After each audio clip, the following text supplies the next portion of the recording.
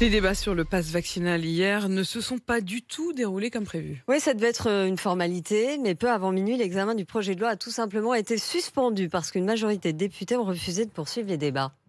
On suspend. Ambiance de cours d'école, Paul Barcelone, ce couac parasite clairement les plans du gouvernement. Oui, parce que tout devait aller très vite avec un pass vaccinal voté à vitesse éclair en une nuit, sauf que lors d'un vote à main levée dans un hémicycle donc bouillonnant, l'opposition a obtenu l'arrêt des débats juste après minuit et à la surprise générale. L'insoumis Alexis Corbière se félicite d'une correction infligée au gouvernement.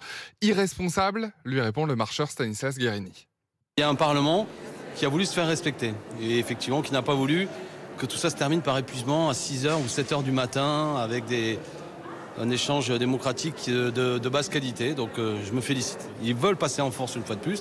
Là, ils se sont pris les pieds dans le tapis. J'ai un sentiment de colère quand je vois effectivement la position des députés des oppositions qui sont encore une fois en train de célébrer l'interruption de séance. Moi, vous savez, la nuit, les soignants à l'hôpital, ils ne s'arrêtent pas de soigner, d'intuber nos concitoyens qui sont aujourd'hui malades, atteints du Covid. Je crois que ça n'est pas responsable. La responsabilité, c'était de voter le texte ce soir. Mais alors attention, ce coup de théâtre ne veut pas dire que le pass vaccinal est abandonné ou retoqué. Il s'agit d'un retard et d'un bouleversement de calendrier politique. Ce texte sanitaire devrait revenir à l'ordre du jour, soit dès ce soir, soit demain. C'est une réunion des présidents des groupes parlementaires qui va le décider.